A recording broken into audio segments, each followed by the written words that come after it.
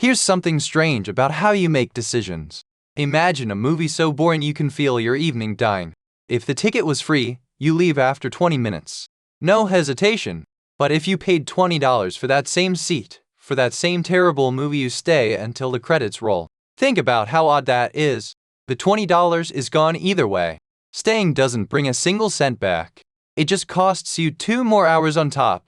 Every economist on earth agrees your decision shouldn't change. And yet, almost everyone stays. This isn't stupidity. It's a specific, well-documented bug in the human brain. One that has burned governments, companies, and probably you this week.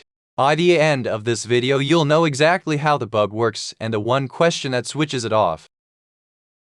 If you think this bug only catches individuals, here's what it did to 2 entire governments. In 1962, Britain and France signed a treaty to build the fastest passenger plane in history, the Concorde. Supersonic, beautiful, twice the speed of sound. A symbol of the future. The budget, £70 million. The costs didn't rise. They detonated. By the time Concorde entered service in 1976, the bill had passed £1.5 billion. More than 20 times the original estimate. And long before that, everyone involved knew the numbers would never work. Airlines quietly canceled their orders. Internal reports said the same thing, year after year, this plane will never make its money back. Stop! But nobody stopped. For over a decade, both governments kept signing the checks. Why? Not because the future looked good. They knew it didn't. They kept going because of what was already spent. Canceling would turn all those millions into an official, undeniable waste. Someone would have to stand up and admit it.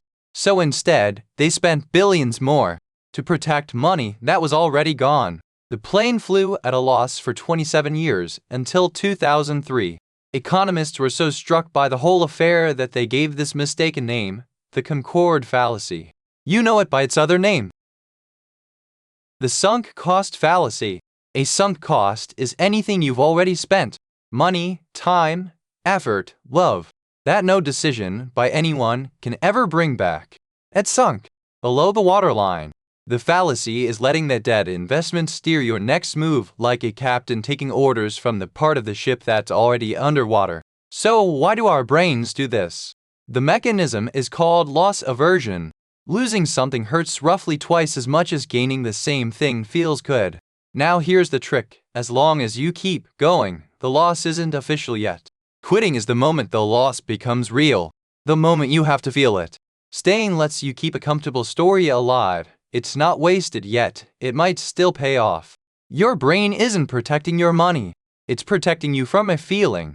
Here's the picture to keep in your head. Sunk cost is paying rent to the past. The past is a landlord who can't evict you, can't reward you, can't lower the rent, can't even see you. Every dollar and every hour you send back there buys you absolutely nothing. And yet most of us keep paying, every day, out of pure habit. Once you see it, it's everywhere. Money and time, you finish a degree you no longer want, because 3 years are already in. But the job market doesn't refund years. Those 3 years cost the same whether you walk at graduation or walk away today. Work, your team keeps patching a failing project, because killing it would waste last year's effort. So this year's effort gets buried in the same hole, and next year's is already leaning over the edge. And relationships, we've been together 5 years becomes the entire argument for year 6. Even when both people quietly know, those 5 years aren't an investment anymore. They're rent, paid monthly, to a landlord who can't even see you. Now, here's where most people get this wrong, including people who already know the term.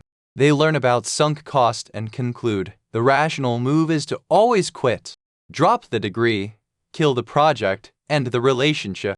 That's not the lesson. And this is the part most videos skip. Staying is often exactly right. Finishing the degree, rescuing the project, fighting for the relationship.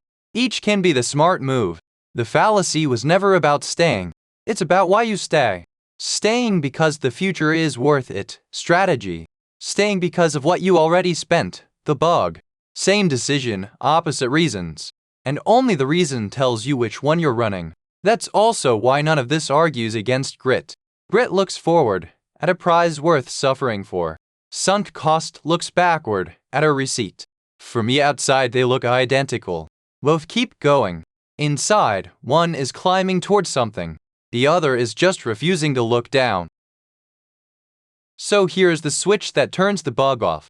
One question: if I were starting from zero today, nothing spent, nothing invested, would I choose this? If yes, stay and stay proudly because the future has earned it. If no, you're not investing anymore. You're paying rent to the past. That's the whole trick the $20 ticket plays on you. And the exact trick that kept the Concorde flying at a loss for 27 years. The past is paid for in full. The only question it can't answer is the only one that matters: where do you go next? But before you go, one warning.